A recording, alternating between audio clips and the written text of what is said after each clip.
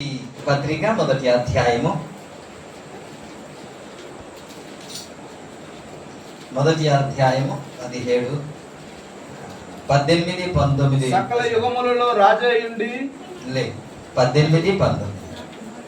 నా కుమారుడైన తిమోతి, నీవు విశ్వాసమును మంచి మనస్సాక్షియు కలిగిన వాడవై నిన్ను గూర్చి ముందుగా చెప్పబడిన ప్రవచనముల చొప్పున ఈ మంచి పోరాటము పోరాడవలనని వాటిని బట్టి ఈ ఆజ్ఞను నీకు అప్పగించుచున్నాను. అట్టి మనస్సాక్షి కొందరు త్రోసివేసి విశ్వాస విషయమై ఓడ బద్దలైపోని వారి వలె చెడి ఉన్నారు. ప్రభు ఈ మాటలు ఆశీర్వదించును గాక. మనందరితో దేవుడు మాట్లాడును గాక. వినే చెవులు గ్రహించే మనసు మనందరికి అనుగ్రహించును గాక. స్తోత్రం. హల్లెలూయా.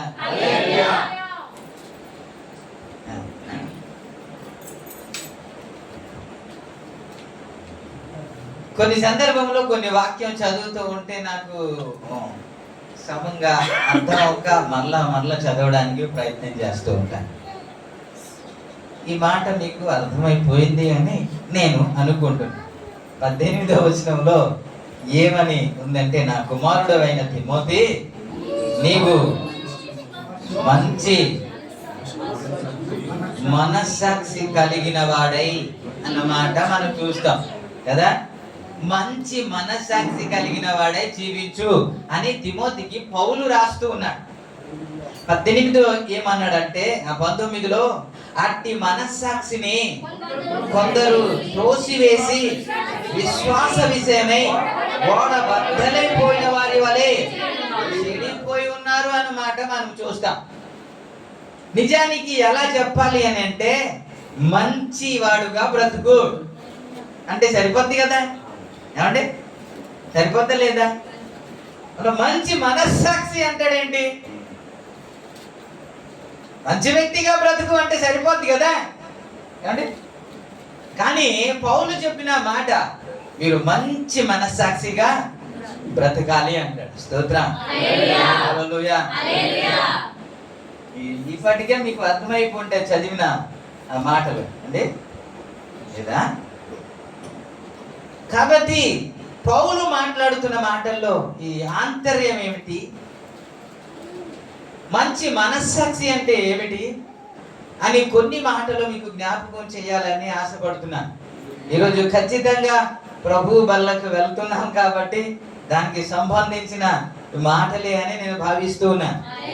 స్తోత్రం. హల్లెలూయా. కొంతమంది మంచి మనస్సాక్షితో బ్రతికారు. అలా బ్రతికిన వారి జీవితం పరిశుద్ధ గ్రంథంలో కొంతమంది గురించి వ్రాయబడింది. వారి గురించి మీకు జ్ఞాపకం చేస్తూ ఈ మనస్సాక్షి ఏంటో మీకు గుర్తు చేస్తూ ముందుకు వెళ్తాను.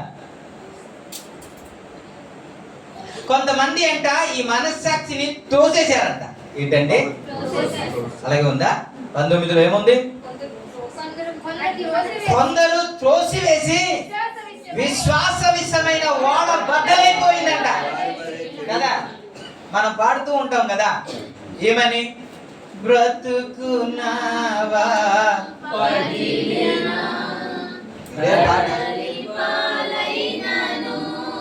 అసలు ఎందుకు పగిలిపోద్ది? ఇంటికి వాడ ఎందుకండి పగిలిపోద్ది? పాడేస్తున్నా, నిజమే పగిలిపోతేనే ఉందా. కానీ కొంతమంది మంచి మనస్సాక్షిని త్రోసి వేస్తే విశ్వాస విషయమైన ఓడ బద్దలైపోయింది. కాబట్టి మనస్సాక్షి ఏంటి, ఎలా త్రోసేశారు అన్నమాట మీకు గుర్తు చేయడానికి ముందుకు వెళ్తాను. ఒక వ్యక్తి గురించి జ్ఞాపకం చేస్తాను. ఆదికాండంలోనికి రండి. ఆదికాండము 40 అధ్యాయంలోనికి రండి.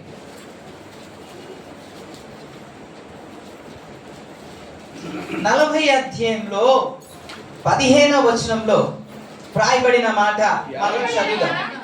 ఏలయనగా నేను హెబ్రీయుల దేశము నుండి దొంగిలింపబడితిని, అది నిశ్చయమును, మరియు ఈ చెరసాలలో నన్ను వేయుటకు ఇక్కడ సహా నేనేమియూ చేయలేదని అతనితో చెప్పాను అన్నమాట. యోసేపు చెబుతున్న మాట వినండి. మీరు బైబిల్ తీయకపోయినా పర్వాలేదు, బైబిల్ తీయకపోయినా పర్వాలేదు, మీరు వింటే చాలు. మీరు బైబిల్ తీస్తూ ఉంటే నాకు మీకు వినబుద్ధి కావట్లేదు అనిపిస్తూ ఉంటుంది. అందుకే బైబిల్ తీస్తే మంచిది, కానీ చదివేసిన తర్వాత కూడా మీరు బైబిల్ తీస్తూ ఉంటే అది ఇంపుగా లేదు. ప్రైజ్ ది లార్డ్, హల్లెలూయా. అందుకే బైబిల్ నలిగిపోవాలి ఎప్పుడైనా. బైబిల్ కొత్తగా ఉంది అంటే మీకు చదవలేదు అని అర్థం, వాడట్లేదు అని అర్థం. బైబిల్ నలిగిపోయింది అని అంటే మీరు ఎప్పుడు చదువుతున్నారని అర్థం. ఇలా చేయగానే వచ్చేయాలి ఏదైనా. ప్రైజ్ ది లార్డ్, ప్రభునామానికే మహిమ కలుగునుగాక. హల్లెలూయా. యోసేపు చెబుతున్న మాట ఏంటంటే, నేను హెబ్రీయుల దేశం నుండి దొంగిలింపబడి తిని ఈ చెరసాలకి రావడానికి సహా నేను ఏ పాపము చేసిన వాడను కాను అన్న మాట మనం చూస్తాం కదా. కొంతమంది తప్పు చేసినా నేను తప్పు చేశానని ఒప్పుకుంటారండి? ఎవరు ఒప్పుకోరు. తప్పు చేసినా నేను చేయలేదే అంటారు. ఏ భార్య అయినా సరే నేను తప్పు చేయలేదండి, మా ఆయన తప్పు చేశాడు అంటారు కదా. భర్తకు అడిగితే నేను తప్పు చేయలేదండి, మా ఆవిడే తప్పు చేసింది అంటారు. అత్తని అడిగితే మా కోడలు బాగా చూడట్లేదండి అని అంటారు. కోడల్ని అడిగితే నేను బాగా చూసినా సరే మా అత్తేనండి ఇలా తిడుతుంది అంటారు. ఎవరు ఒప్పుకోరు. తప్పు చేసినా సరే చెయ్యలేదే అంటారు. ఎవరైనా ఇలా అంటారా? లేదండి, మా ఆవిడ తప్పు చేయలేదండి, నేనే తప్పు చేశానండి. మా ఆయన తప్పు చేయలేదండి, నేనే చేశాను. మా అత్త తప్పు చేయలేదండి, నేనే తప్పు చేశాను. నా కోడలు తప్పు చేయలేదండి, నేనే. ఇలా ఎవరైనా ఒప్పుకుంటారా? ఎవరు ఒప్పుకోరు కదా, ఎవరు ఒప్పుకోరు. యోసేపు అంటే మనం ఇలా చెప్పినప్పుడు ఒకవేళ తప్పు చేసినప్పటికీ కూడా నేను చెయ్యలేదు అని చెప్పినప్పుడు నీకు మనస్సాక్షి ఒకటి ఉంటది కదండి, కదా లేదా? మనస్సాక్షి ఉంటది కదా. ఆ మనస్సాక్షి నీకు గద్దిస్తూ ఉంటది. మనం అలా చేశావుగా, నువ్వు అలా మాట్లాడావుగా, అలా తప్పుగా మాట్లాడావు కదా, ఇలా గొడవ చేశావు కదా అని నీ మనస్సాక్షి గద్దిస్తూ ఉంటది కదా. అంతేనా? నువ్వు ఏ తప్పు పని చేసినప్పటికి కూడా, నువ్వు ఎక్కడికి వెళ్ళినప్పుడు కూడా, నువ్వు ఏం మాట్లాడినప్పుడు కూడా నీ మనస్సాక్షి నీకు గద్దిస్తూ ఉంటది. అక్కడ ఎవరు ఉండకపోవచ్చు, ఉండొచ్చు, ఎవరు చెప్పొచ్చు, చెప్పకపోవచ్చు, కానీ నీ మనస్సాక్షి చెప్తా సుమా అది తప్పు అని కదా, అది తప్పు, అది కరెక్ట్ కాదు అని చెబుతూ ఉంటది. అయితే ఇలా చెబుతున్నప్పటికీ కూడా, అది తప్పు అని చెబుతున్నప్పటికీ కూడా కొంతమంది ఆ మనస్సాక్షిని ఏం చేశారంట? తోసేశారంట. నువ్వు చేయడం కరెక్ట్ కాదు అని నీ మనసు గద్దిస్తున్నప్పటికీ కూడా అని తోసేసి ఇష్టానుసారంగా చేసినందుకు ఏమయ్యారంటే విశ్వాస విషయమైన ఓడ బద్దలైపోయింది అంటాడు. ప్రైజ్ ది లార్డ్, హల్లెలూయా. నేనంటాను ఎవరు దీనికి అర్హులు అని అంటే ఇక్కడికి వచ్చినప్పుడు ఖచ్చితంగా నీ మనస్సాక్షి నీకు గద్దిస్తుంది. నీ మనశక్తి వారమంతా ఇలా చేసావుగా, వారమంతా ఇలా మాట్లాడావుగా, వారమంతా ఇది చేసావుగా అని పాస్టర్ గారికి తెలియకపోయినా, మీ భార్యకు తెలియకపోయినా, మీ బంధువులకి తెలియకపోయినా, మీ తల్లిదండ్రులకు తెలియకపోయినా నీ మనస్సాక్షి మాత్రం గద్దిస్తూ ఉంటది కదా. పౌలు చెబుతున్న మాట ఏంటంటే నీ మనస్సాక్షి కూడా నీ మీద దోషారోపణ చేయకూడదు అంట. Praise the lord. అందుకే తిమోతికి రాస్తూ నా కుమారుడైన తిమోతి మంచి మనస్సాక్షి కలిగిన వాడై జీవించు అంటాడు. ప్రైజ్ ది లార్డ్, హల్లెలూయా. అంటే ఏది చేసినప్పుడు కూడా మన మనసు కూడా మనకు నేరారోపణ చెయ్యకూడదు. దానినే పౌలు కొరింథీ రాసిన పత్రిక 11వ అధ్యాయంలో మాట్లాడుతూ ఏమన్నాడంటే తన్ను తాను పరీక్షించుకోవాలి అన్నాడు. ఎవడైనా సరే ఇందులోనికి వెళ్ళినప్పుడు తన్ను తాను పరీక్షించుకొని ఏం చేసుకోవాలా? ప్రభు బల్లలోనికి వెళ్ళాలి. పరీక్షించుకోవడం ఏంటి అని అంటే ఈ మనస్సాక్షి నిన్ను గద్దిస్తూ ఉన్నప్పుడు, నిన్ను హెచ్చరించినప్పుడు, నిన్ను జ్ఞాపకం చేసినప్పుడు, నిన్ను ఒప్పింపజేసినప్పుడు దానికి లోబడి దాన్ని ఒప్పుకొని ప్రభు సన్నిధిలో విడిచిపెట్టగలిగితే ఇందులోనికి మనము అర్హులం. అయితే మనస్సాక్షి గద్దిస్తున్నప్పటికీ కూడా కొంతమంది అంట దానిని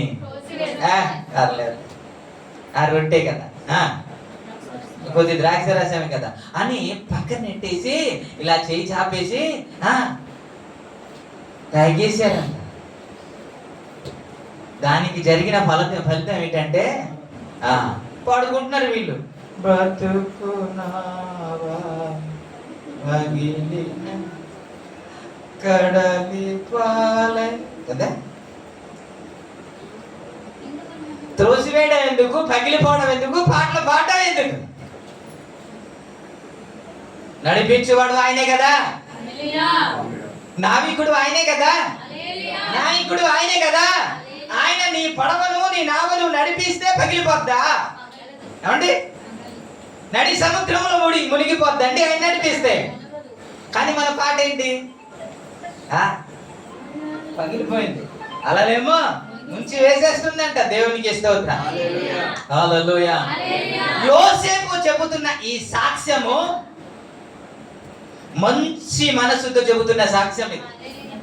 ఆయన చెప్పే మాటలు వినండి. నేను హెబ్రీల దేశం నుండి దొంగిలింపబడి తిని అన్న మాట మాట్లాడు. ఇక్కడికి రావడానికి కూడా నేను ఏ తప్పు చేయలేదంటున్నా. ఇందుకు ఎందుకు అలాగా చెరసాల్లో మాట్లాడవలసి వచ్చింది అని అంటే, ఆ చెరసాల రాజుకు సంబంధించిన చెరసాల. రాజు సేవకులలో ఎవరైనా తప్పు చేస్తే అక్కడ వేస్తారు. ఆ చెరసాల్లో వేయబడ్డాడు యోసేపు. యోసేపు మీద నేరారోపణ ఏం చేయబడింది? తన యజమానుడు భార్యను అవమానపరిచాడు, లేకపోతే హేళన చేశాడు, తప్పు చేయడానికి ప్రయత్నము చేశాడని నేరారోపణ చేయబడింది. అందుకే యోసేపు మాట్లాడుతున్న మాట ఇది. నేను ఇక్కడికి రావడానికి సహా ఏ తప్పిదము చెయ్యలేదు అంట. ఎందుకని అని అంటే, చూస్తున్నారు చాలా మంది, రే యజమానురాలంటే ఏమనుకున్నా? తల్లి లాంటిది కదరా, తల్లితో సమానము కదా. మరి తల్లితోనే ఇలాగ పాడు పని చేయడానికి ఎలా నీకు బుద్ధి పుట్టింది? ఈ నీచ ప్రవర్తనకి ఎలా దిగజారిపోయావు అని అందరూ మాట్లాడుతుంటే, అప్పుడు యోసేపు చెబుతున్న మాట, ఇక్కడికి నేను రావడానికి సహా ఏ తప్పిదము నేను చెయ్యలేదు. అంత మంచి మనస్సాక్షి కలిగిన వాడు యోసేపు. సన్నిధిలో నిలబడి, నిజమే నేను ఏ దోషము చేయలేదు, నేను ఇక్కడ ఇది పుచ్చుకోవడానికి, పాలు పంపులు పొందడానికి నేను అర్హుణ్ణి అని చెప్పడానికి భయం వేస్తుంది కదా.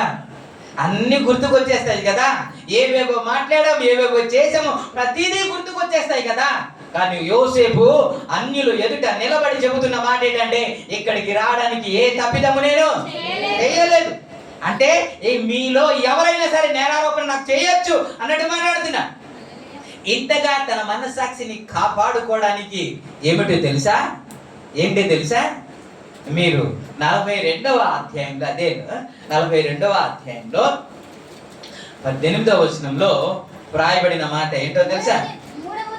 3వ దినమున యోసేపు వారిని చూచి నేను దేవునికి, ఏంటంటే ఎవరికి? నేను దేవునికి భయపడేవాడిని అని చెబుతున్నాడు. మనుషులకు కాదు, దేవునికే. మనం భయపడితే ఎవరికి భయపడాలి? దేవునికి భయపడాలి. చాలా మందిలో దేవుని భయము లేదు సార్.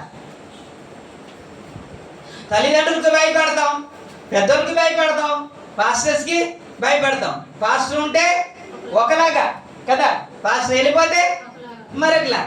తల్లిదండ్రులు ఉంటే ఒకలాగా, తల్లిదండ్రులు లేకపోతే మరొకలాగా. ఇంట్లో తల్లిదండ్రులు ఉంటారు, కాలేజీలో తల్లిదండ్రులు ఉండరు కదా. చర్చిలో పెద్దలు ఉంటారు, నువ్వు బయటికి వెళ్ళిన తర్వాత పెద్దలు ఉండరు కదా. నీ చుట్టూ నీ బంధువులు ఉంటారు, అక్కడ నుంచి వెళ్ళిపోయిన తర్వాత ఉండరు కదా. కానీ అన్ని చోట అన్ని వేళలో నీతో ఉన్నవాడు నా దేవుడు. ఆయన నిన్ను చూచుచున్న దేవుడు, ఆయన నిన్ను పరిశోధించిన దేవుడు ఆయన. హల్లెలూయా. అందుకే ఎవరు లేదంట, అక్కడ ఎవరు లేదంట. కానీ ఆయన మాట్లాడుతున్న మాట, నా దేవుని ఎదుట ఇంతటి ఘోరమైన పాపము నేను ఎలా చేస్తానంటాడు. అందుకే నేను దేవునికి భయపడేవాడు. Praise the lord. ప్రభు నామానికి మహిమ కలుగును. దేవునికి భయపడితే ఎక్కడైనా సరే ఒకలాగానే ఉంటాం.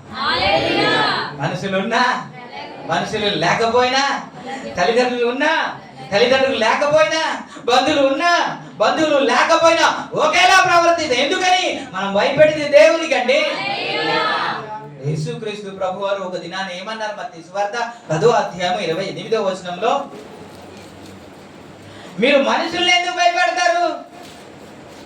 శరీరాన్ని హాని చేసేవారిని ఎందుకు భయపడతారు? మరియు ఆత్మను చంపనేరక దేహమునే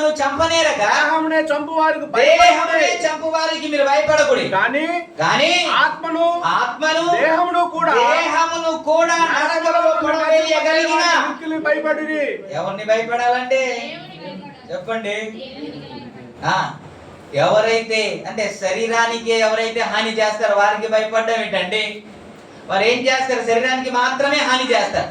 కానీ మనం భయపడితే ఎవరికి భయపడాలా? శరీరానికి, ఆత్మకును నరకంలో పడవేయగలిగిన శక్తివంతుడిని మనం భయపడాలి.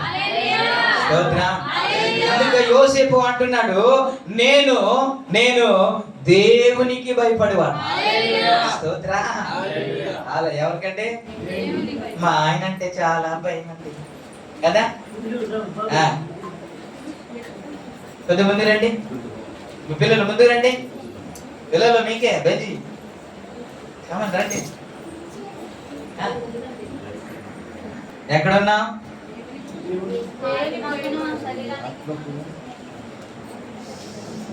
మనం మనుషులకు భయపడకుండా ఎవరిని భయపడాలి? దేవునికే భయపడాలి. శరీరాన్ని హాని చేసేవారిని మనం భయపడకూడదు. సమూయేలు గ్రంథంలో మీరు చూస్తే 15వ అధ్యాయం 24వ వచనంలో, సౌలు జనులకు జడిసి వారి మాట వినినందున నేను యెహోవా ఆజ్ఞను మాటలను మీరి పాపము చేసుకొంటిని అన్నమాట. ఎవరు మాట్లాడుతున్న మాట ఇది? అంటే ఎవరు మాట్లాడుతున్న మాట? రాజైన సౌలు మాట్లాడుతున్న మాట ఏంటంటే, నేను జనులకు జడిసి వారి మాట వినినందుకు నేను యెహోవా ఆజ్ఞను మీరి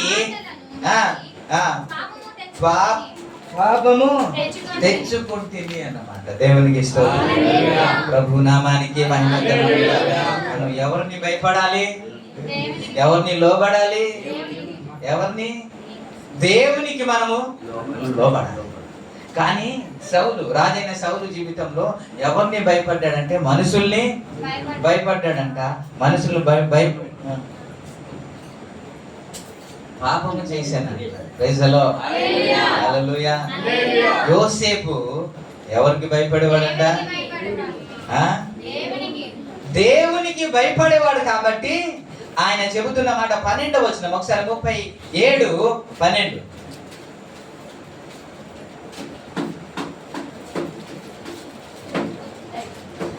ఒకసారి చదువుతారా? 30. అతని సహోదరులు షెకెములో తమ తండ్రి మందను మేపడకు వెళ్ళిరి. అప్పుడు ఇశ్రాయేలు యోసేపును చూచి, ఇక్కడ 37వ అధ్యాయమున 39:12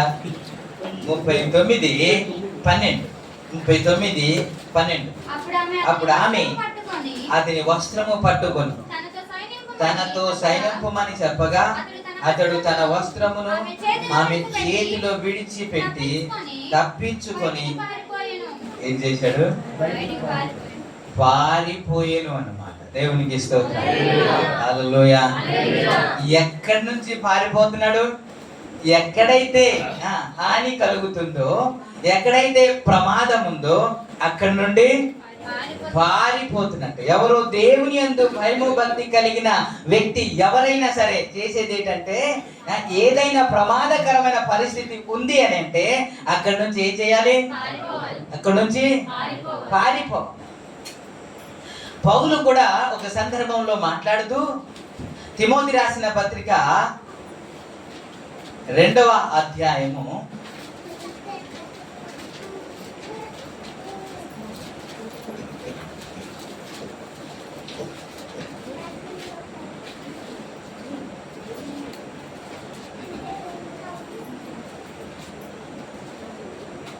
2వ అధ్యాయం 22వ వచనం.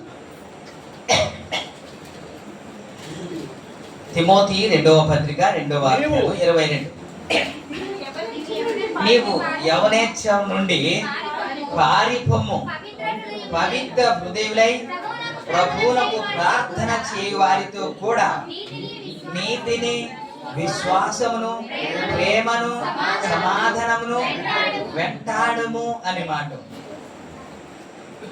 ఆయన యవన ఛాయ నుండి పారిపోయి ఎవరితో కలవాలి అని అంటే, ఎవరైతే పవిత్ర హృదయులై ప్రభువునకు ప్రార్థన చేస్తున్నారో అక్కడ వారితో కలిసి కలవాలంట దేవుని. హల్లెలూయా, హల్లెలూయా. యోసేపు పాపము నుండి పారిపోతున్నాడు. ఎక్కడైతే ప్రమాదం ఉంది అనుకున్నాడో అక్కడ ఉండట్లేదు, అక్కడ నుంచి పారిపోతున్నాడు. 1వ కీర్తనలో మనం అదే చూస్తాం కదా.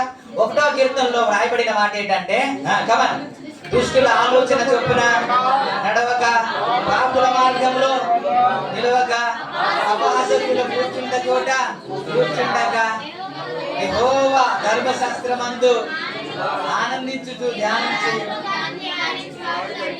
Okay okay. ఇప్పుడు నడవద్దు, నిలవద్దు, కూర్చోవద్దు అన్నాడు కదా, అంతేనా? నడవక, నిలవక, కూర్చోక అన్నాడు. మరి ఏం చేయాలి?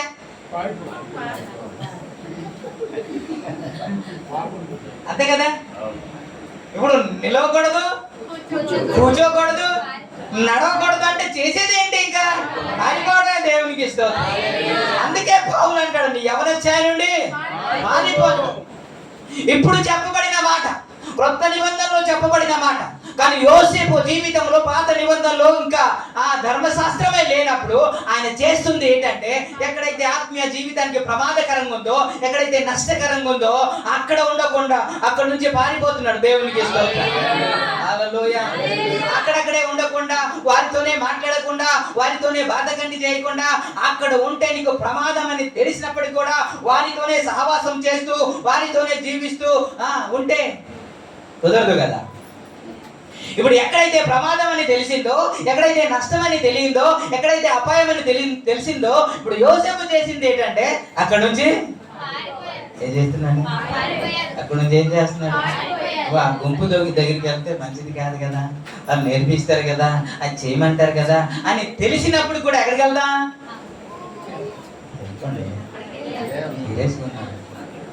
అక్కడికే. యోసేపు చేసింది అదే.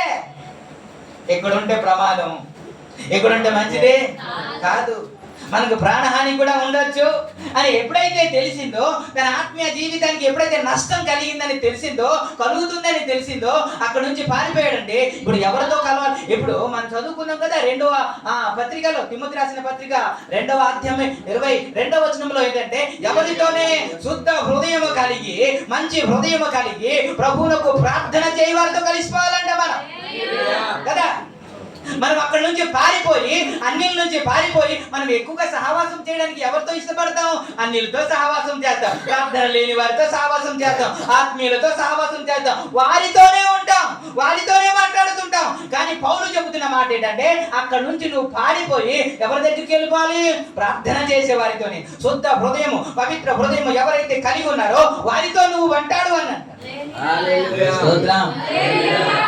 అక్కడ ఉంటే ఆత్మీయంగా మనం బలపరచబడగలం, పడలేం. కానీ ఇక్కడికి వస్తే మనము బలపరచలేం. వాక్యమును వింటాం, దేవుని వాక్యాన్ని వింటాం, మన ఆత్మీయ జీవితంలో బలపరచబడుతుంది. ఎక్కడికి రావడానికి ఇష్టపడం. ఎక్కడ? అక్కడే ఉండాలి. ఎక్కడ ఉండాలండి? అక్కడే ఉండాలి. ఎక్కడ నష్టమో అక్కడే. అందుకే పిలుస్తూ ఉంటాం, రండి రండి రండి అని. దేనికి అని అంటే, మీరు శిథిలమైపోకూడదని, చల్లారిపోకూడదని, ఉజ్జీవింపబడాలని, ఆత్మలో బలపరచబడాలని అందుకే పిలుస్తా ఉంటే దేవుని సన్నిధికి రావడానికి ఇష్టపడం. ఎక్కడ ఉంటాం? అక్కడే. పౌలు అంటాడు అక్కడ నుంచి ఏమవ్వాలా? పారిపోవాలా. ఇది ప్రమాదం, ఇది మంచిది కాదు, నా ఆత్మీయ జీవితానికి ఎంత మాత్రం క్షేమము కాదు అని తెలిసినప్పుడు ఏం చేయాలి? వెంటనే వదిలేయాలి ఆ సావాసం. వెంటనే ఆ సావాసం నుంచి బయటికి వచ్చేయాలి. లేదు ఆత్మని ఏమయ్యా అని అక్కడే మాట్లాడుతుంటాం. Praise the Lord. హల్లెలూయా. ఎవరు పారిపోతారు తెలుసా? దేవునికి భయపడేవాడు. దేవునికి భయపడేవాడు ఎక్కడ పడితే అక్కడ ఉండలే. మీరు ఒకసారి మీరు చూడండి, యోనా గ్రంథం తీస్తారా? 1వ అధ్యాయంలో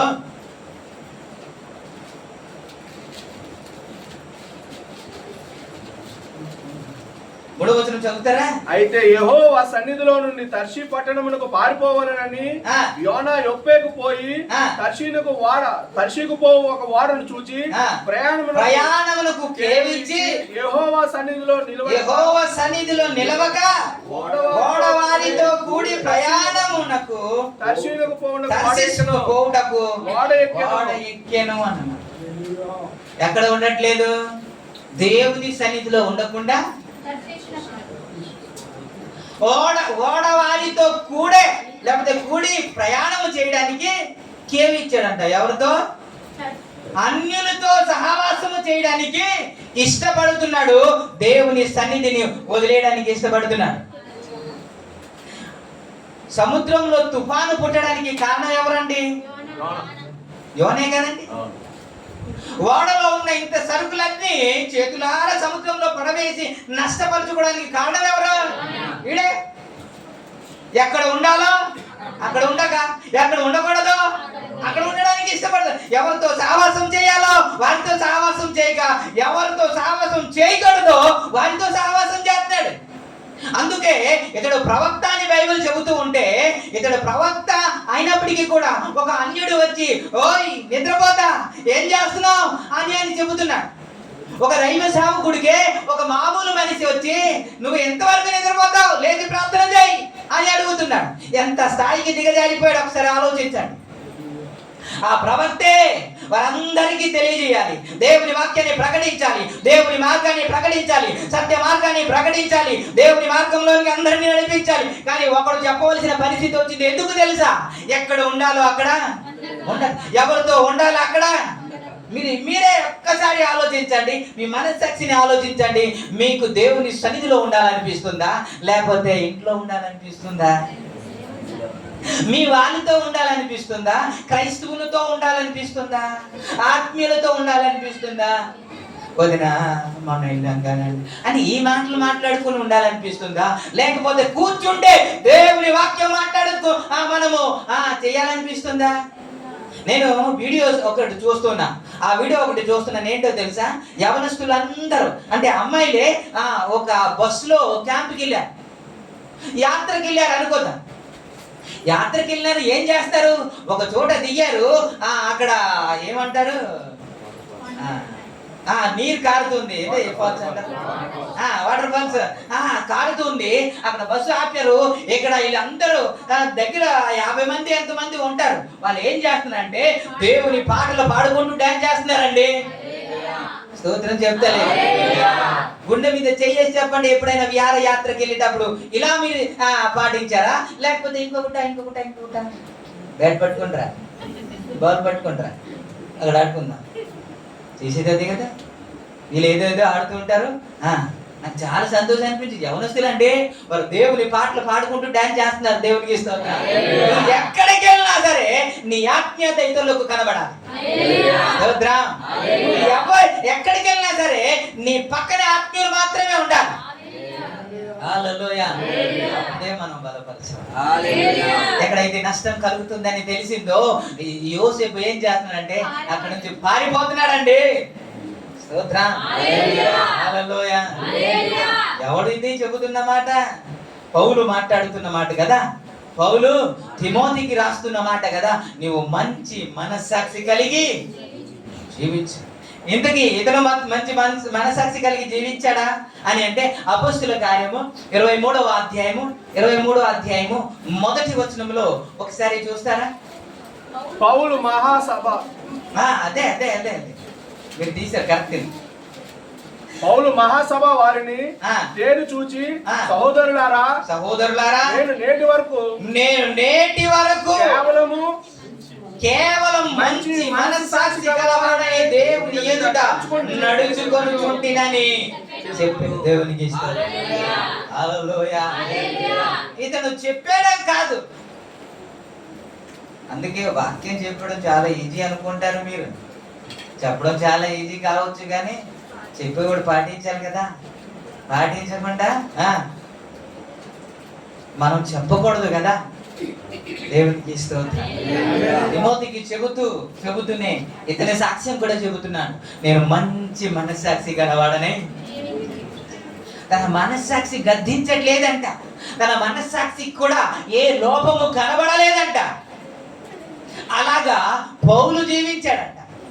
2వ తిమోతి రాసిన పత్రిక 1వ అధ్యాయము 4-5 వచనం కలిసే ఉంటది. అది 4వ లైన్ నుంచి మీరు చదివితే, నా పితరుల ఆచార ప్రకారముగా నిర్మలమైన మనస్సాక్షి కలిగి నేను సేవించుచున్న దేవుని ఎడల కృతజ్ఞుడనై ఈరోజు ఇక్కడికి వస్తున్నాం కదా, ఈరోజు చెప్పగలిగితే ఎంత, నేను మంచి మనస్సాక్షి కలిగి జీవిస్తాను, దీనికి నేను అర్హుణ్ణి, దీనికి నేను యోగ్యుని. నా మనస్సాక్షి ఏ మాత్రము నేరారోపణ చేయట్లేదు. మీ తల్లిదండ్రులు మీకు చూడరు, మీ అన్నదమ్ములు మీకు చూడరు, దైవ సేవకులు మీకు చూడరు, కానీ ఆయన మాత్రం చూస్తున్నారు. మనస్సాక్షిని కొంతమంది చూసేస్తున్నారు. పర్లేదులే, ఏమవుతులే అని చూసేసి ఇష్టానుసారంగా జీవిస్తుంటే వారి వాడ ఏమైందంట? ప్రభు నామానికే మహిమ కలుగు. సాక్ష్యం చెబుతున్నాను, ఎక్కడికి రావడానికి నేను ఏ తప్పిదము నేను చెయ్యలేదని. ఇంకోటి చెప్పనా, ఆయన చెప్పాలంటే ఎలా చెప్పాలి అని అంటే, అయ్యా మా అన్నదమ్ములే నన్ను కొట్టారయ్యా, నన్ను బావిలో పడేశారయ్యా, మరలా ఏమనిపించిందో తెలియదు, మరలా తీశారయ్యా, తీసేసి నన్ను అమ్మేశారయ్యా, ఇలా చెప్పాలా లేకపోతే ఇంకెలా చెప్పాలా? అలాగే చెప్పాలి కదా. అలా అన్నదమ్ముల మాట ఏమైనా ప్రస్తావన వచ్చిందండి? కాదు. మనం ఏం చెప్తే ఇంతటికి రావడానికి కారణం ఏంటంటే, మా అత్తేనండి, మా కోడలేనండి, మా అన్నదమ్ములేనండి కదా, వీళ్ళ వల్ల ఇంత నష్టం అండి, అందువల్ల ఈ పరిస్థితి అండి, ఇంతగా దిగజారిపోవడానికి కారణం ఎవరంటే ఆలేనండి అంటావా లేదా? ఎందుకు యోసేపు అక్కడికి రావడానికి ఆలే కారణమా లేదా? మరి చెప్పాలా వద్దా అని చెప్పట్లేదు. అది ఎందుకని తెలుసా? అది దేవుని చిత్తానుసారంగా జరుగుతుంది కాబట్టి, అలాగే దేవుడు హెచ్చిస్తాడు కాబట్టి, అలాగే తన ప్రణాళికను నెరవేరుస్తున్నాడు కాబట్టి, ఇది వాళ్ళు చేసింది కాదు, దేవుడే జరిగిస్తున్నాడని నమ్మాడు కాబట్టి. ఆత్మీయుడు ఎప్పుడు అలాగే మాట్లాడతాడు. ఆత్మీయుడు ఎప్పుడు వాళ్ళ మీద వీళ్ళ మీద నింద మాపడు. నింద మోపే తత్వం ఎవరిది అంటే ఆడది. ఎవరిది? నల్లోడిది. దేవునికి స్తోత్రం. వాడే ఇడి చేశాడు ఆడి చేశాడంట. ఆత్మీయుడు ఎప్పుడు నింద మాపడు. ప్రభు ఇచ్చాడు, ప్రభు తీసుకున్నాడంట. ఏది జరిగినా నా మంచికే జరుగుతుందండి మాట్లాడేవారి ఆత్మీయులండి. చెబుతున్న మాట, ఏ అన్నదమ్ముల మీద నింద మాపట్లేదు. ఆయన చెప్తుంది ఒక్కటే, నేను అమ్మబడ్డాను అంతే, నేను అమ్మబడ్డా. ఇక్కడికి రావడానికి ఏ తప్పిదము నేను మంచి మనస్సాక్షి కలిగి ధైర్యంగా అన్యులు ఎదుట ఒప్పుకుంటున్నాడు. తిమోతి, నీవు కూడా అలాగే జీవించు అని పౌలు తిమోతికి రాస్తూ ఉన్నాడు. ప్రభునామానికి మహిమ. హల్లెలూయా. ఆ విధంగా మనము కూడా జీవించాలని నా ఆశ. ఇప్పటికే మీరు జీవిస్తూ ఉన్నారు, ఇప్పటికే మీరు ప్రవర్తిస్తున్నారు. ఇంకా రాబోయే దినాల్లో మంచి మనస్సాక్షి కలిగి జీవించాలని నేను ఆశపడుతున్నాను. ఈరోజు ముగించి ప్రార్థన చేద్దాం అనేటప్పటికి అందరూ ఒక్కొక్కరుగా వచ్చి ఇది ప్రభు వలన తీసుకోండి అని మీకు ఒక పిలుపునిచ్చినప్పుడు మీ మనస్సాక్షి గద్దించకూడదు, మీ మనస్సాక్షి నిర్మలముగా ఉండాలి. ఆ విధంగా ఉండగలిగితే నేను అంటాను మీరే అర్హులు. ఒక్క వ్యక్తి గురించి పరిచయం చేసి నేను ముగించడానికి ప్రయత్నం చేస్తాను. సమూయేలు, మొదటి సమూయేలు గ్రంథం 12వ అధ్యాయంలో ఒక వ్యక్తి మనకు కనబడతాడు. 12వ అధ్యాయంలో ఒక వ్యక్తి కనబడతాడు. మీరు 1 నుంచి 4 వచనాలు చదివితే ఏమని ఉంటదంటే, అప్పుడు ఇంతవరకు చదువుతారు నేను చెప్తాను. ఇంతవరకు నేను మీకు పరిపాలించాను, అయితే మీరు రాజు కావాలని కోరుకున్నారు కదా, ఇదిగో మీ కొరకు ఒక రాజుని అభిషేకించాను. ఇప్పుడు నా తల నెరసిన వాడై ముసలివాడనై నేను ఉన్నాను అని అంటూ తన సాక్ష్యం చెబుతున్న మాట ఒకేసారి ఇప్పుడు చదవండి. 12వ అధ్యాయము 1వ వచనం నుండి.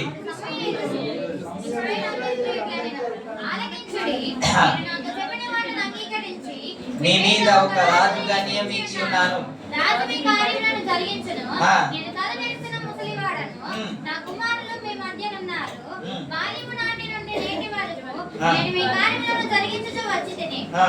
ఇదిగో నేనున్నాను,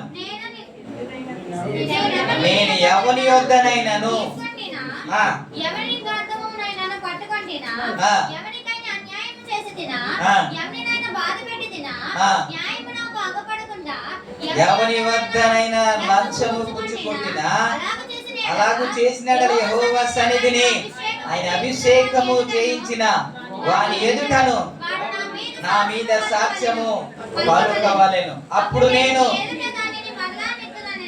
అప్పుడు ప్రజలందరూ మాట్లాడుతున్న మాట, నీవు మాకు ఏ అన్యాయమైనను ఏ బాధ అయినను చేయలేదు, ఏ మనుషుని యొద్ద గాని నీవు దేనినైనా తీసుకొనలేదని వారు చెప్పగా. చాలు. 5వ వచనం చాలా ముఖ్యమైనది. ఏంటో తెలుసా? ఇలాంటిది ఏది నా దగ్గర దొరకదని అని. మీరు 5వ వచనం చదవండి అందరూ. యెహోవాను ఆయన అభిషేకము చేయించిన వాడను ఈ దినమున మీ మీద సాక్షులై ఉన్నారు అని చెప్పినప్పుడు సాక్షులే అని వారు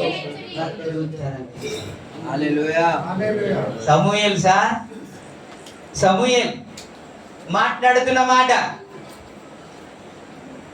ఏమంటున్నాడంటే, నీ యొద్ద ఏమైనా తీసుకున్నానా? అరే పాస్టర్ అయ్యా, పాస్టర్ గారికి ఏమివ్వరా? క్రిస్మస్ వచ్చింది, బట్టలు కూడా కొనేవరా? మీరే కట్టుకుంటారా? మరి దైవ సేవకులకు ఇవ్వరా? ఇస్తే కదా మీరు దీవించబడతారు అని చెప్పి ఏమైనా తీసుకున్నానా? నేను ఇదిగో అభిషేకించబడిన రాజు మీ ముందు ఉన్నా, దేవుడు మన సన్నిధి, ఆ దేవుని సన్నిధి మన మధ్య ఉన్నది, మీ ఎదుట నేను సాక్ష్యం పలుకుతున్నాను. మీకు న్యాయం తీర్చేటప్పుడు ఈ సమూయేలు ఏంటి అంటే యాజకుడుగా పనిచేశాడు, న్యాయాధిపతిగా పనిచేశాడు, ప్రవక్తగా పనిచేశాడు. అన్ని పరిచర్య చేసినప్పుడు మీకు న్యాయము తీర్చినప్పుడు ఎవరి యొద్దనైనా లంచం పుచ్చుకొని ఆ న్యాయానికి నా ముఖం కప్పుకొని అన్యాయంగా తీర్పు తీర్చానా ఎప్పుడైనా అని వారి ఎదుట అడగడం సామాన్య విషయం కాదు సార్. ఇదే సామాన్య విషయం కాదు. మనిషి అన్నాక ఏదో ఒక లోపము ఉంటది, ఎప్పుడో ఒక దగ్గర పడిపోతాం, ఏదో ఒక దగ్గర అన్యాయము చేస్తాం. కానీ సమూయేలు పలుకుతున్న మాట 5వ వచనం చాలా ఆశ్చర్యం అనిపించింది. అలాంటిది నాలో ఏది కనబడదు, అది దొరకదు అన్నాడు. స్తోత్రం. హల్లెలూయా. ఎంత మంచి మనస్సాక్షి కలిగి జీవిస్తున్నాడు ఒక్కసారి ఆలోచించండి. క్రైస్తవులందరూ అట్టి మంచి మనస్సాక్షి కలిగి జీవించాలని కదా దేవుడు కోరుకుంటున్నాడు. హల్లెలూయా. నీ మనస్సాక్షి కూడా దోషారోపణ చేయకుండా బ్రతకగలిగితే కదా యెహోవా దిగి వచ్చినప్పుడు, దేవుడు దిగి వచ్చినప్పుడు, యేసు క్రీస్తు తన పరివారంతో దిగి వచ్చినప్పుడు మనం కూడా ఎత్తబడే సంఘంలో ఉండగలం. ఇక్కడైతే ఏ నేరము చేయలేదని మనం ఒప్పుకుంటాం. మీరు దేవదూతల వల్లే కనబడుతున్నారు అందరూ, కానీ లోపల ఏముందో ఆయనకి తెలుసు కదా. అంతరంగాన్ని ఎరిగిన దేవుడు కదా, నువ్వేంటో ఆయనకి తెలుసు కదా. సేవకుడికి ఏమి తెలియదు. మనము సేవకుడు కాదండి భయపడేది. ఎవరికి భయపడాలా? అందుకే యోసేపు అన్నాడు, నేను దేవునికి భయపడతా. దేవునికి భయపడితే ఎలా ఉండాలో మీకు ఆటోమేటిక్ గా తెలుసు. ఎలా కూర్చోవాలో, ఎలా మాట్లాడాలో, ఎలా ప్రవర్తించాలో ప్రతిదీ మీకు. సమూయేలు సాక్ష్యం చెబుతున్నాడు, నా యొద్ద అట్టిది ఏమి మీకు దొరకదు. ఇంతకీ ఏ బ్యాక్గ్రౌండ్ నుంచి వచ్చాడు అనుకుంటారు మీరు? ఆ ముక్క చెప్పి నేను ముగిస్తాను, ఎక్కువసేపు విసిగించకుండా. మొదటి అధ్యాయంలోనికి రండి, 2వ అధ్యాయంలోనికి వెళ్దాం. 2వ అధ్యాయంలో 12వ వచనం నుండి చదువుకుందాం. ఏలి కుమారులు యెహోవాను ఎరుగని వారై మిక్కిలి దుర్మార్గులై ఉండే జనుల విషయమై యాజకులు చేయించు వచ్చిన పని ఏమనగా, ఎవడైనా బలి పశువును వధించిన మీదట మాంసము ఉడుకుచుండగా యాజకుని పనివాడు 3 ముండ్లు గల కొంకిని తీసుకొని వచ్చి గొలుసులో గాని, కపిలలో గాని, కూనలో గాని, కుండలో గాని అది గుచ్చినప్పుడు ఆ కొంకి చేత బయటికి వచ్చినదంతయు యాజకుడు తన కొరకు తీసుకొనెను. షిలోహుకు వచ్చు ఇశ్రాయేలు అందరిని ఇదియుగాక వారి ప్రభువును దహింపక మునుపు యాజకుని పనివాడు వచ్చి బలి పశువును వధించు వానితో యాజకునికి వడ్డించుటకు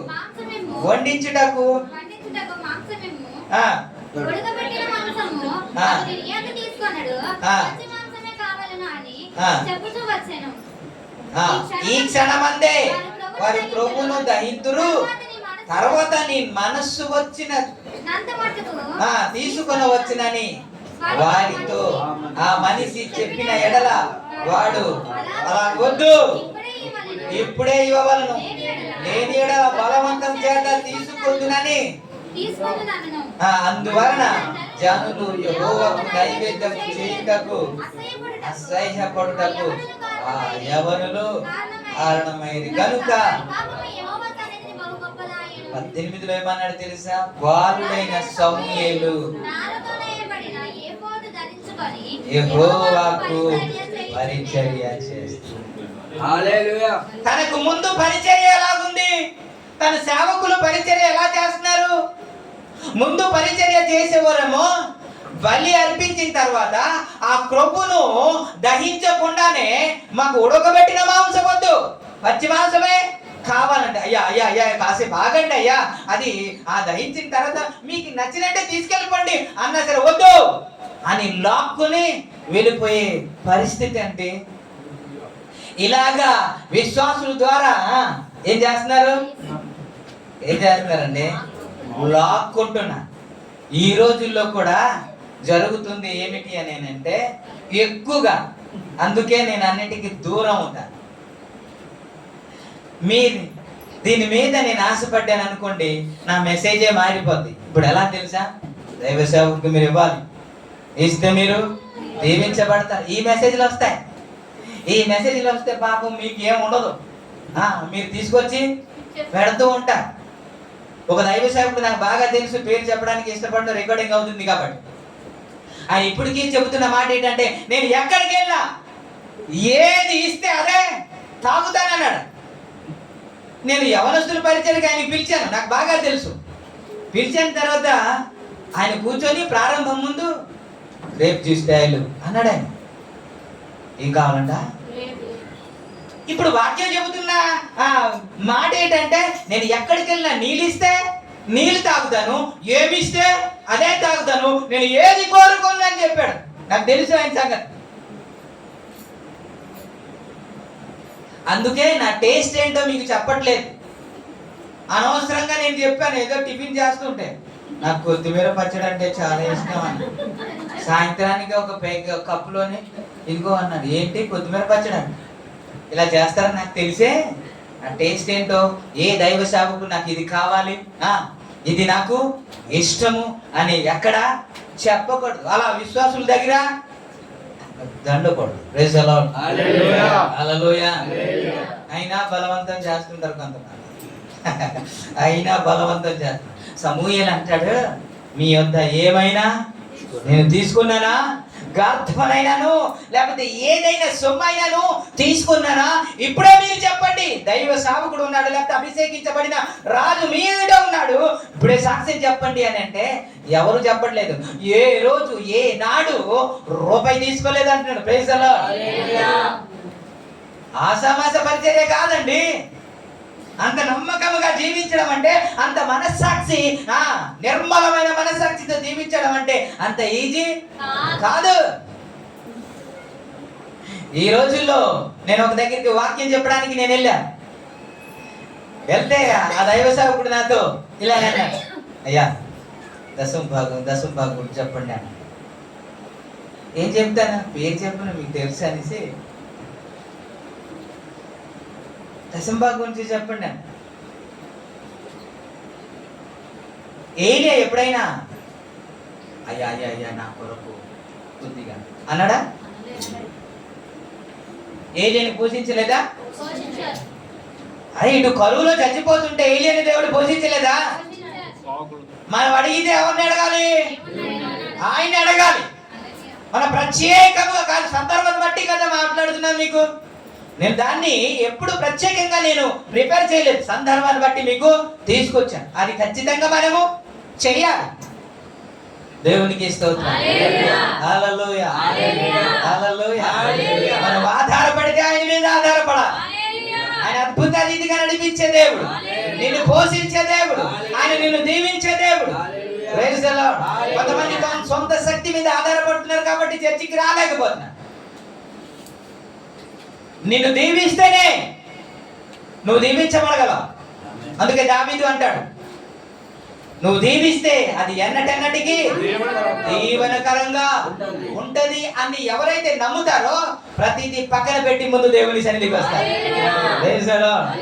దేవుని సన్నిధికి రాకుండా, దేవుడు దీవించకుండా, దేవుడు ఆశీర్వదించకుండా మనం ఏమీ చెయ్యలేం. దేవునికి స్తోత్రం. హల్లెలూయా. కాబట్టి ఆయన దీవించాలి. ఎవరు దీవించాలి? ఆయన దీవించాలి. మనం ఆయన మీద ఆధారపడాలి. సమూయేలు ఆయన మీద ఆధారపడ్డాడు తప్ప మనుషుల మీద ఆధారపడలేదు. అందుకే మోసే చరిత్రలో మీరు చూడండి, అద్భుతమైన పరిచర్య జరిగిస్తే తను ఎంత సంపాదించాడు? ఇల్లు కట్టాడా లేదా?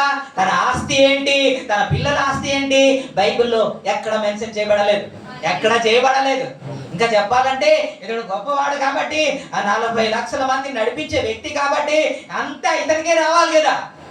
కానీ ఆ విషయంలో ఎక్కడ పరిశుద్ధాత్మ దేవుడు రాయలేదు. Praise the Lord. హల్లెలూయా. ఆత్మీయుల విషయమై దేవుడు అలాంటి ప్రస్తావన తీసుకొని రాడు. అందుకే మనం నేర్చుకుంటున్న పాఠాల్లో ఏంటంటే, మొదట నీతి, మొదట రాజ్యాన్ని వెతికితే ఇవన్నీ దేవుడు నీకు ఇస్తాడు. Praise the Lord. హల్లెలూయా. యోసేపు గాని, సమూయేలు గాని వీరందరూ దేవుడి మీద ఆధారపడిన వ్యక్తులు. Praise the Lord. మనుషుల మీద ఆధారపడిన వ్యక్తులు కానే కాదు. కాబట్టి మంచి మనస్సాక్షి కలిగి వారు జీవించగలరు, ఎవరిలో ఏమీ తీసుకోకుండా. ఈ పౌలు కూడా ఒక సందర్భంలో మాట్లాడతాడు. అపొస్తలుల కార్యం 20వ అధ్యాయము 33, 34లో మాట్లాడుతూ ఏంటంటే, ఆ సంఘపు ఎఫెసీ సంఘపు పెద్దలను పిలిచి ఆయన మాట్లాడుతున్న మాట ఒక్కసారి అది చదవండి. అపొస్తలుల కార్యము 20వ అధ్యాయము 33. ఆ. ఎవని వెండినైనను, ఎవడు వెండినైనను బంగారమునైనను, బంగారమునైనను రత్నమునైనను ఆ, నేను ఆశింపలేదు. ఆశింపలేదు. నా అవసరముల నా అవసరముల నిమిత్తమును నాతో ఉన్నవారి నిమిత్తమును, నాతో ఉన్నవారి నిమిత్తమును నా చేతులు కష్టపడినవి ఈ నా చేతులు కష్టపడినవని మీకే తెలియను. మీరును ఇలాగే ప్రయాసపడి బలహీనులను సంరక్షింపవలనని పుచ్చుకొనుట కంటే ఇచ్చుట ధన్యమని ప్రభువైన యేసు చెప్పిన మాట జ్ఞాపకము చేసుకొనవలనని అన్ని విషయములు మీకు మాదిరిగా ఉన్నాను. హల్లెలూయా. పౌలు పరిచర్య వేరు, ఇప్పుడున్న పరిచర్యలు వేరు. ఆయన అంటాడు, నా కోసము నాతో ఉన్న వారి కోసము నా చేతిలో కష్టపడ్డాయండి. మీరు వెండినైనాను బంగారమునైనాను ఎవరి యొద్ద నేను తీసుకోలేదు, ఆశించలేదు. పరిచర్య చేసాడు. మీరు ఏంటంటారంటే పరిచర్య చేసే వారికి మరి ఇవ్వాలి కదండి, మీరు అర్హులు కదండి. అర్హులే, దేవునికి స్తోత్రం, నేను కాదన్ను. కానీ యేసు ప్రభు వారు చెప్పిన మాట ఇక్కడ రాస్తాడు, పుచ్చుకొనుట కంటే ఇచ్చుట. చాలా మంది దైవ సేవకులు ఇన్కమింగ్ ఉంటది, అవుట్ గోయింగ్ ఉంటది, అంతా ఇన్కమింగ్. ఆలోచన మనకే ఇవ్వాలా, మనం వెళ్ళా. అందుకే అన్నాడు, మా ఇంటికి వస్తే ఏం చేస్తావు, మీ ఇంటికి ఇస్తావు, ఏమి ఇస్తావు అన్నాడంట. దేవునికి స్తోత్రం. దైవ సేవకులు ఎప్పుడు అలాగా ఉండకూడదు. సమూయేలు ఎంత నిక్కచ్చంగా మాట్లాడుతున్నాడు కదా. ఇన్ని సంవత్సరాల పరిచర్యలో ఏ రూపాయి తీసుకోలేదు అంటున్నాడు ఆయన. Praise the lord. అంత మనస్సాక్షి, మంచి మనస్సాక్షి కలిగి జీవించాం. Praise the lord. ఆ మనస్సాక్షి మనకు కూడా ఉండాలి. ఇక్కడ ఉన్న ప్రతి ఒక్కరికి ఉండాలి. ఉండి ఇక్కడికి వెళ్ళగలిగితే ఖచ్చితంగా మీరే అర్హులు. ఈ మాటలో దేవుడు ఆశీర్వదించునుగా.